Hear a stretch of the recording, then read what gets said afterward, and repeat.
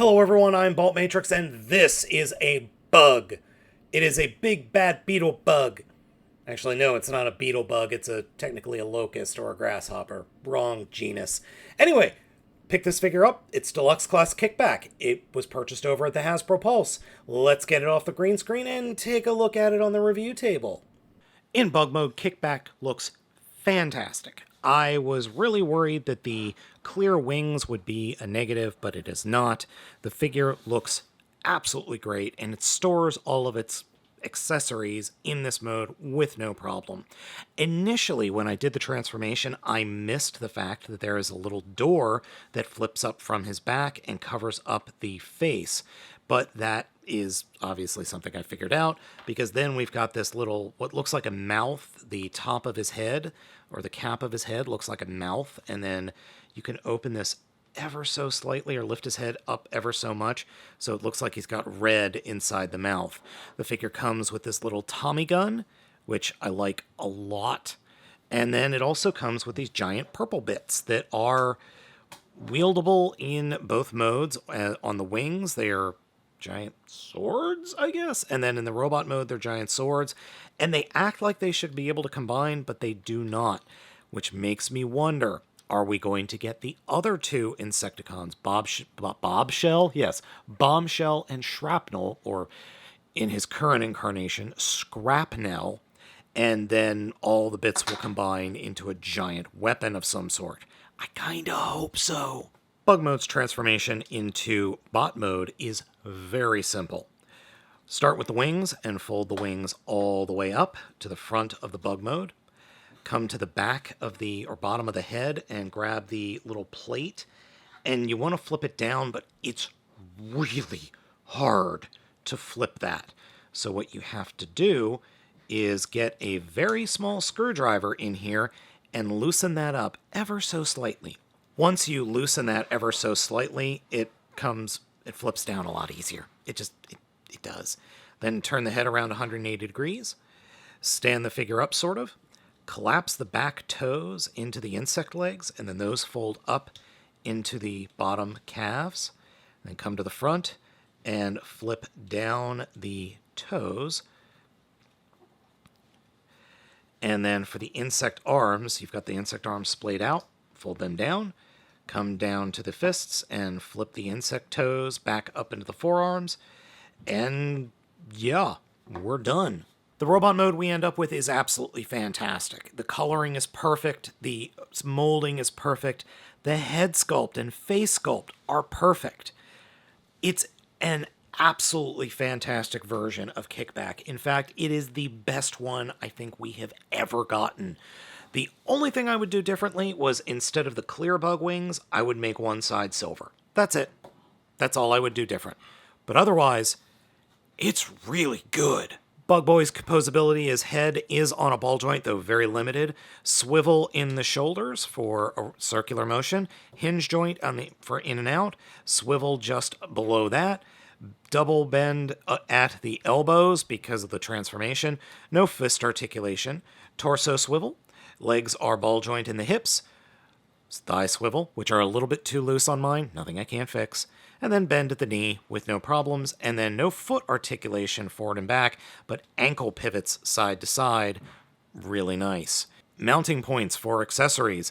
One on the outside of the shoulder, one on the outside of each forearm, one on the back, a stand port on its butt, and then one on the bottom of each front toe, and one on the outside of each lower leg. Fully loaded up with his accessories, he looks good.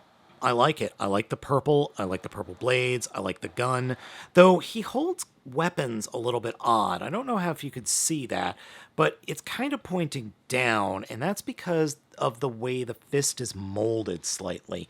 You can tilt things up, but the gun he comes with, the peg, is just a bit too short. So he ends up pointing things in weird directions, slightly down. I mean, it is Kickback. He's meant for kicking, not shooting. And I mean, he could totally pull off a rider kick, which I greatly appreciate. That's something that's cool, and I actually end up posing him this way on a flight stand more than anything, because having Kickback doing a rider kick is just funny. It's even funnier when you peg the sword bit into his feet and it looks like he's actually doing something that would hurt a lot. Now, when I first got Kickback, I originally thought, oh, well, the chest can open, can't it? Because it looks like there are pins in here, and it looks like this whole section should be able to open up. Well, you can't. And the reason is because when they assemble the figure, they kind of have these little pegs on either side of the chest that prevent the chest from opening up, which really makes me wonder, what else are they planning for this figure? Because on the back, there are indentations, and it looks like things are supposed to be able to clip into these sections. And I thought originally it was the bottoms of these little bits that he comes with, but no, there's no way that they can actually clip on. And I thought, okay, well, maybe it's for these little pegs that clip onto the wings. Nope, can't. And it looks like there is something, or maybe there was a plan for it to have a backpack of some sort, because I know in the original Diaclone they came with or you could get these molds or the original molds of the Insecticons, and they had little things that plugged into their backs. I'm really wondering if we're going to get, once we get all 3 Insecticons, if in the Legacy line, if then they're going to do a Generations repaint or a Transformers, what is it? Is it Transformers Generations?